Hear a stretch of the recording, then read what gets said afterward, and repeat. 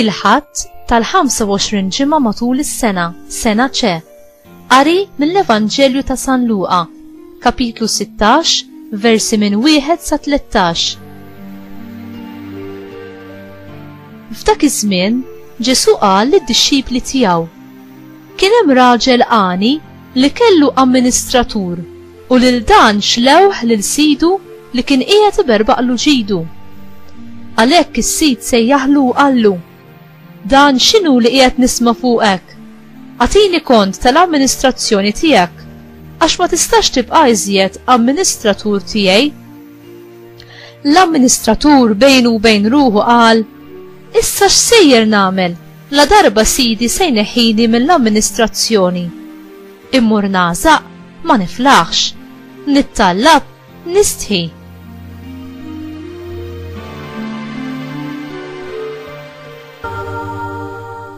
Naf x'nagħmel, ħalli meta nitwarrab minn fuq din l-amministrazzjoni insib lil ħaddieħor li jilqani għandu. U wieħed bagħat għal dawk li kellhom jagħtu lil sidu. Kemm għandek tagħtih lil sidi? Staqsa lill-ewwel wieħed. Midbar minn żejt wieġbu dak. Oħroġ il-karti tiegħek qallu l-amministratur. Oqgħod bil-qiegħda malajr u ikteb 50.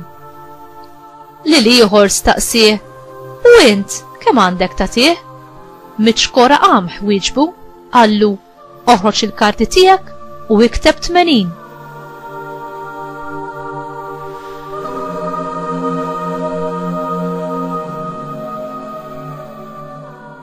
U s-sid faħru lil dak l-amministratur ħażin talli ħadem brasu. Għaxu li din id-dinja jimxu bil-għal aktar minnu li tiddawl ma' minnu tal-qata tagħhom.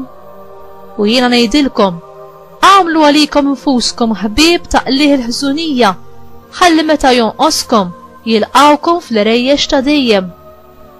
Minnu fudil f'ħaġa tas-sew żejra u fudil ukoll fil-ħafna. Minnu diżonest f'ħaġa tas-sew żejra u diżonest ukoll fil-ħafna. Jekk mela ma urejtux ruħkom fidili fil-qlieħ il-ħażin, min se jafdalkom il-ġid veru? U jekk ma urejtux ruħkom fidili f'dak li juta ħaddieħor, min se jagħtikom dak li jutakom? Ebda għaddej ma jista' jaqdi żewġ sidin, għax jew ikun jobot lil wieħed minnhom u jħobb lil ieħor, jew jintrabat ma' wieħed u jistmel lil ieħor. Ma tistgħux taqdu lill-Alla u lill-flus.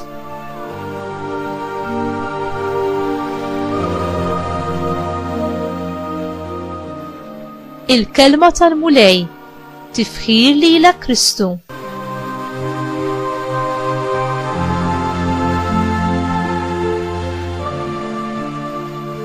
Kif inhu mqabbel il-flus bi qlieħ diżonest mal-ħajja eterna?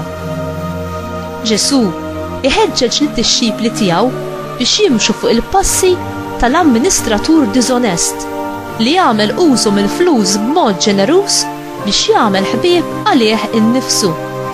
Din il-parabola insibuha f'San Luqa kapitlu 16 versi minn 1 sa 9. Dawk li b'xi mod qed jirċievu xi ġid minn għandek isiru l-ħbieb tiegħek għaliex int qed tkun ħanin magħhom fil-mumenti fejn l-aktar li huma fil-bżonn. L-istess mod kif Alla u ħanin miegħek meta inti fil-bżonn tal-maħfra u l-għajnuna tiegħu.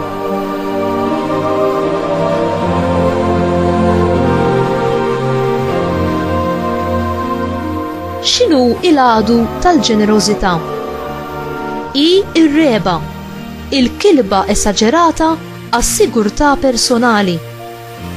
Alla hu ġenerus u jissuperana l-koll fl-abbondanza tad-doni tiegħu għalina. Inskoprejt il-ferħ u l-libertà ta' min hu ġenerus ma' Alla u mal-oħrajn u ta' min juża bil-għaqal il-ġid li Alla jipprovdilu.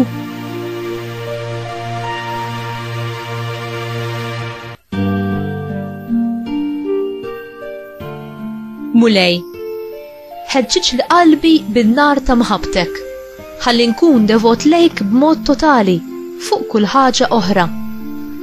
Marija Ommi, xempju ta' kull virtu u xebba kollok għaqal. Allimni inħaddem il-ġid materjali li ġi misluf lili baqal u b'ġenerożità għal glorja ta' Alla u għal ġid tal-proxmu. Amen.